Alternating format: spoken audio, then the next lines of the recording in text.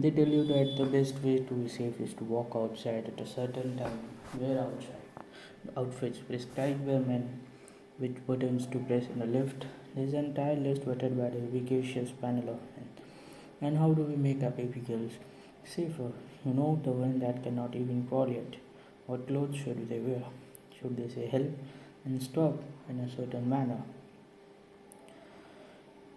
My greatest frustration with the conversation in India around rape is why is India telling the woman what to do? Do you tell the person was robbed it was actually your fault? Do you tell the person's family was murdered that you should have kept him at home? India doesn't even know how to blame the perpetrator in the case of rape. They think the victim is to be blamed. They are busy educating the victim about how to prevent a crime from happening to her. There is only one way to be safe from rape.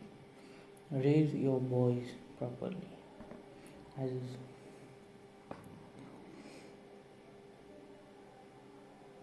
Let me ask you a question. Do you personally know someone who has been raped, or do you know anyone who has been raped?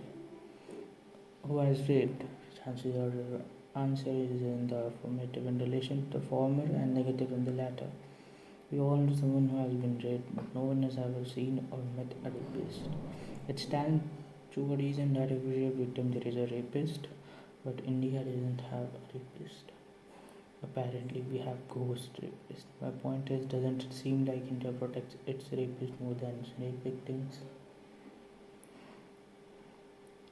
Unless we know why rape happens, one can't prevent it.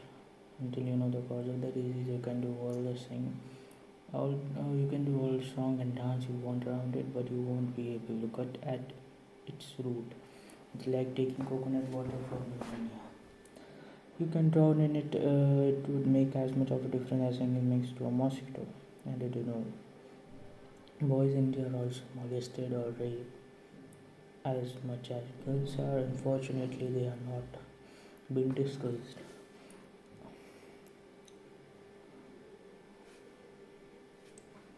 Now, if we want to solve a problem, we must first understand it. Many often mistake rape to be a downstream problem.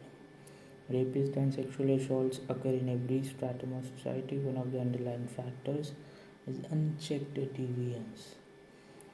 Research done by a Mysore-based organization Rescue on Youth in Goa revealed that almost 40% of them watch rape porn.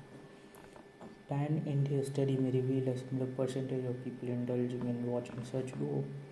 As a society, we can confront this problem only when we talk about it openly and dispassionately. Only through enlightened public discourse can we arrive at a consensus on what is deviant behavior that needs to be called out and discouraged. For as long as we are driven by emotion, we will be best only grieve.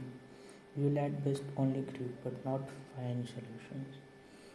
In cases of rapes, there can hardly be any justice, reformatory, or retributive because the victim is scared for life.